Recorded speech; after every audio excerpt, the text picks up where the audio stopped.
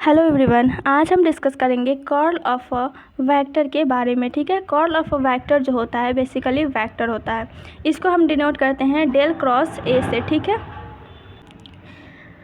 जो cross product जो होता है बेसिकली हम लोग जानते हैं कि वेक्टर में ही आता है। डॉट प्रोडक्ट जो होता है उसका जो फाइनल आंसर मिलता है वो स्केलर में आता है। ठीक है, तो यहाँ पे क्या है, डेल क्रॉस ए है, तो इसीलिए हम लोग कह सकते हैं कि जो कर्ल ऑफ अ वेक्टर होता है वो वेक्टर में ही आता है। ठीक है, इसको basically rotational vector, curl of a rotational vector भी कहा जाता है।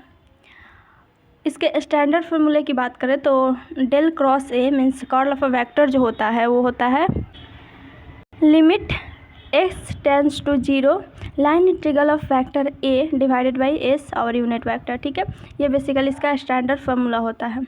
अगर कर्ल ऑफ अ वेक्टर जो है उसका वैल्यू 0 आता है तो उसको हम लोग बेसिकली बोलते हैं इरोटेशनल वेक्टर। ठीक है, अब हम लोग देखेंगे कि जो कर्ल ऑफ अ वेक्टर है उसका फार्मूला डिफरेंट कोऑर्डिनेट्स के लिए, रेक्टेंगुलर के लिए, सिलेंड्रिकल के लिए, स्फेरिकल के लिए और जनरल कोऑर्डिनेट सिस्टम के लिए। ठीक है, तो सबसे पहले हम लोग डिस्कस करेंगे जनरल कोऑर्डिनेट सिस्टम के लिए जो कर्ल ऑफ अ वेक्टर होता है वो क्या होता है। अगर हम लोग को जनरल कोऑर्डिनेट सिस्टम के लिए कर्ल ऑफ अ वेक्टर का जो फार्मूला है वो पता रहेगा तो हम लोग रेक्टेंगुलर हो या फिर सिलेंड्रिकल हो या फिर स्फेरिकल हो हम लोग ईजिली उसको फाइंड कर सकते हैं। ठीक है, तो जनरल के लिए जो कर्ल ऑफ अ वेक्टर होता है उसका वैल्यू होता है 1/h1 h2 h3, ये मैट्रिक्स।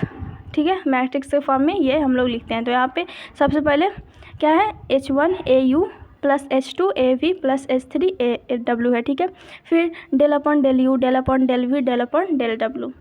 उसके बाद थर्ड रो में क्या है, h1 au, h2 av और h3 aw। ठीक है, ये बेसिकली जनरल कोऑर्डिनेट सिस्टम के लिए जो कर्ल ऑफ अ वेक्टर है उसका फार्मूला है। ठीक है, अब हम लोग रेक्टेंगुलर के लिए देखते हैं। तो जनरल का पता है, जनरल या फिर ऑर्थोगोनल कोऑर्डिनेट सिस्टम के लिए हमको हमारे पास कर्ल ऑफ अ वेक्टर का वैल्यू पता है, फार्मूला पता है, तो हम लोग रेक्टेंगुलर के लिए भी निकाल सकते हैं। तो यहाँ पे क्या हो जाएगा, 1/h1 h2 h3 है, तो 1/h1 h2 h3, h1 h2 h3 तीनों में जो रेक्टेंगुलर कोऑर्डिनेट सिस्टम होता है उसका वैल्यू 1 ही होता है। ठीक है, तो 1/1 हो जाएगा। यहाँ पे यहाँ पे ए यू है तो यहाँ पे AX हो जाएगा। h1 h2 h3 का वैल्यू तो 1 है। ठीक है, तो यहाँ पे h1 इंटू AX हो जाएगा, तो बेसिकली AX हो जाएगा। ठीक है, यहाँ पे AV के जगह पे क्या हो जाएगा, V है तो यहाँ पे Y हो जाएगा, क्योंकि जो जनरल कोऑर्डिनेट सिस्टम होता है उसमें जो पैरामीटर्स होता है UV W होता है, लेकिन रेक्टेंगुलर में XYZ होता है। ठीक है, तो यहाँ पे V है तो यहाँ पे AY हो जाएगा, यहाँ पे AW है तो यहाँ पे AZ हो जाएगा। ठीक है, फिर यहाँ पे वैसे ही डेल अपॉन डेल यू है तो del upon del x, del upon del u, del v है तो डेल अपन डेल वाई, यहाँ पे डेल अपन डेल जेड। ठीक है, तो ये हो गया। फिर यहाँ पे h1 है, h2 है, h3 है, तो यहाँ पे क्या हो जाएगा, a1 इंटू au है तो ax, तो 1 इंटू एक्स मीन्स ax हो जाएगा यहाँ पे। फिर वैसे ही h2 का वैल्यू भी 1 होता है तो यहाँ पे ay हो जाएगा, यहाँ पे aw है तो यहाँ पे az हो जाएगा, h1 का वैल्यू 1 ही होता है। ठीक है, तो ये बेसिकली रेक्टेंगुलर के लिए होता है। अब हम लोग बात करते हैं सिलेंड्रिकल के लिए। ठीक है, तो सिलेंड्रिकल के लिए क्या होगा, सिलेंड्रिकल के लिए जो h1 h2 h3 का वैल्यू होता है, h1 का जो वैल्यू होता है 1 होता है, h2 का वैल्यू जो होता है वो रो होता है और h3 का वैल्यू जो होता है वो 1 होता है। ठीक है, तो सिलेंड्रिकल कोऑर्डिनेट सिस्टम में तो यहाँ पे क्या हो जाएगा, 1/h1 h2 h3 था, तो यहाँ पे क्या हो जाएगा 1 इंटू रो इंटू 1, तो यहाँ पे 1/रो हो जाएगा बेसिकली। ठीक है, तो वहाँ पे 1/रो हो जाएगा। फिर यहाँ पे क्या है, h1 au, ये बेसिकली जो au है, स्मॉल au av w जो है वो बेसिकली है यूनिट वेक्टर। ठीक है, तो यहाँ पे क्या हो जाएगा, h1 का तो 1 होगा यहाँ पे सिलेंड्रिकल में, तो a रो सिंपल हो जाएगा।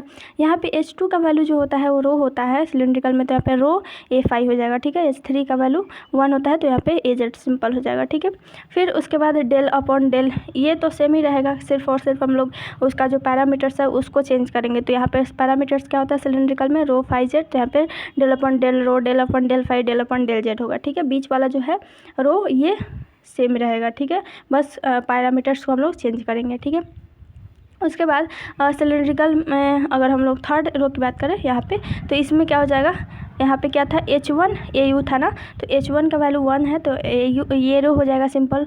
यहाँ पे H2 का वैल्यू रो है सिलिंड्रिकल में, तो यहाँ पे रो A5 हो जाएगा और यहाँ पे AZ हो जाएगा। H3 का वैल्यू 1 होता है, ठीक है। तो सिलिंड्रिकल के लिए कर्ल ऑफ अ वेक्टर हो गया। अब स्फेरिकल के लिए देखते हैं। स्फेरिकल के लिए क्या होता है, H1 का वैल्यू तो 1 होता है, H2 का वैल्यू क्या होता है, H1 का वैल्यू 1 होता है, H2 का वैल्यू R होता है और H3 का वैल्यू R sin थीटा होता है, ठीक है। तो यहाँ पे सिंपल क्या हो जाएगा, H1 H2 H3 है ना, तो यहाँ पे R1 into R sine theta, तो यहाँ पे हो जाएगा R² साइन थीटा, ठीक है, 1/R² साइन थीटा, ये तो हो गया। फिर यहाँ पे क्या हो जाएगा, यहाँ पे क्या है, H1AU है ना, तो यहाँ पे क्या हो जाएगा, H1 का वैल्यू 1 होगा और AR हो जाएगा यहाँ पे, क्योंकि जो स्फेरिकल होता है उसका जो पैरामीटर्स होता है R थीटा फाई होता है, तो यहाँ पे AR हो जाएगा। फिर H2 का वैल्यू R होता है तो R A थीटा हो जाएगा यहाँ पे। फिर उसके बाद H3 का वैल्यू क्या होता है, R साइन थीटा होता है, तो यहाँ पे R साइन थीटा A5 हो जाएगा, ठीक है।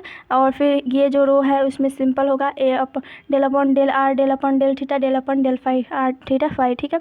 फिर उसके बाद क्या होगा, यहाँ पे AR है तो यहाँ पे सिंपल कैपिटल AR हो जाएगा। यहाँ पे R A थीटा है तो यहाँ पे R A थीटा हो जाएगा और यहाँ पे R साइन थीटा है तो R साइन थीटा, क्योंकि यहाँ पे क्या है,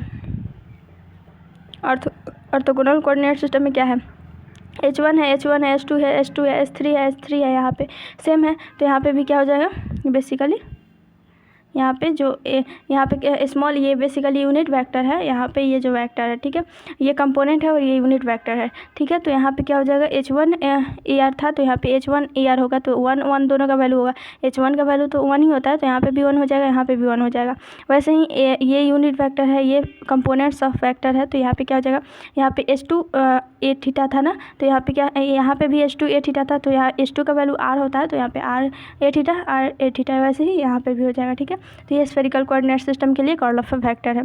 कुछ प्रॉपर्टीज की बात कर लेते हैं। तो अगर del cross A plus B होगा तो यहाँ पे क्या हो जाएगा, del cross A plus del cross B. अगर del cross A plus B होगा हम दिया रहेगा तो हम लोग क्या करेंगे, पहले डेल क्रॉस A का वैल्यू फाइंड करेंगे, फिर डेल क्रॉस B का, फिर उसको ऐड कर देंगे, सिंपल, ठीक है। फिर वैसे ही अगर डेल क्रॉस भी A होगा तो यहाँ पे क्या होगा, भी डेल क्रॉस A, फिर क्या होगा, डेल भी क्रॉस A, ठीक है। तो ये बेसिकली दो प्रॉपर्टीज है। तीसरा प्रॉपर्टीज ये है कि curl of gradient of scalar जो होता है वो 0 होता है। ग्रेडियंट ऑफ स्केलर का जो कर्ल होता है वो बेसिकली 0 होता है। और साथ ही साथ जो फोर्थ प्रॉपर्टीज है वो है divergence of a curl of a vector, जो होता है वो बेसिकली 0 होता है। कर्ल ऑफ अ वेक्टर का जो डाइवर्जेंस होता है वो भी 0 होता है और ग्रेडियंट ऑफ स्केलर का जो कर्ल होता है वो 0 होता है। इसको हम लोग प्रूफ करेंगे। तो curl of gradient of a scalar क्या होता है, 0 होता है, ठीक है। तो यहाँ पे क्या होगा, यहाँ पे इसको हम लोग मैथमेटिकली लिखे हैं तो क्या होगा, यहाँ पे डेल क्रॉस वेक्टर A होता है कर्ल, ठीक है। और ग्रेडियंट ऑफ स्केलर को हम लोग कैसे डिनोट करते हैं, डेल V से। ये जो ग्रेडियंट ऑफ स्केलर होता है उसका वैल्यू क्या होता है, वेक्टर में आता है हम लोग को। ग्रेडियंट ऑफ स्केलर क्या होता है, वेक्टर होता है, ठीक है। तो यहाँ पे हम लोग डेल V के जगह पे ए लिख सकते हैं, मान लेते हैं ए वेक्टर या फिर बी वेक्टर, जो भी कुछ भी हो, ए बी सी जो भी हमको मन करे वो लिख सकते हैं। तो यहाँ पे हम मान लेते हैं कि जो ग्रेडियंट ऑफ स्केलर है वो बेसिकली वेक्टर होता है और वेक्टर जो है वो ए वेक्टर है, ठीक है। तो यहाँ पे क्या हो जाएगा, ये जो ग्रेडियंट ऑफ स्केलर है वहाँ पे वेक्टर हो जाएगा, तो डेल क्रॉस ये क्या हो जाएगा, ए हो जाएगा, ठीक है। उसके बाद हम लोग क्या करते हैं, और हम लोग जानते हैं बेसिकली जो कर्ल ऑफ वेक्टर होता है वो क्या होता है, उसका फार्मूला क्या होता है। कार्टेशियन के लिए हम लोग यहाँ पे प्रूफ करेंगे कार्टेशियन को लेकर, क्योंकि हम लोग सिलिंड्रिकल के लिए भी कर सकते हैं और स्फेरिकल के लिए भी कर सकते हैं, लेकिन ये इजी होता है तो इसको समझने में काफ़ी ज़्यादा इजी रहता है। हम लोग सिलिंड्रिकल के लिए भी इजीली इसको कर सकते हैं, ठीक है। इसका वैल्यू यहाँ पे XYZ है तो यहाँ पे क्या रख देंगे, रो फाई जेड रख देंगे। स्फेरिकल करना होगा तो यहाँ पे क्या हो जाएगा, और यहाँ पे हो जाएगा R, यहाँ पे हो जाएगा R A थीटा, यहाँ पे हो जाएगा R साइन थीटा A5 हो जाएगा, सिंपल, ठीक है। तो हम लोग कार्टेशियन को कंसीडर किए हैं यहाँ पे। तो क्या हो जाएगा, यहाँ पे कर्ल ऑफ वेक्टर का फार्मूला क्या होता है कार्टेशियन के लिए, AX AY AZ del upon del x del upon del y del upon del z AX AY AZ, ठीक है। इसके बाद इसको हम लोग सिंप्लीफाई करेंगे। तो AX अगर हम लोग कंसीडर करते हैं तो यहाँ पे क्या हो जाएगा, इससे इसका मल्टीप्लाई और इससे इसका मल्टीप्लाई, तो यहाँ पे क्या हो जाएगा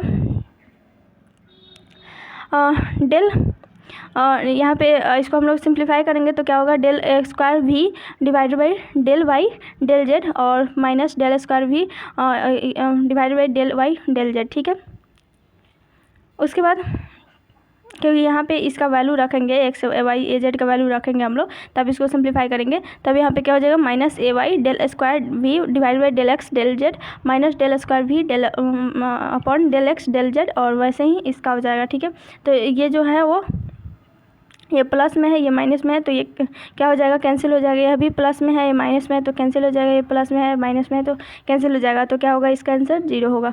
ठीक है,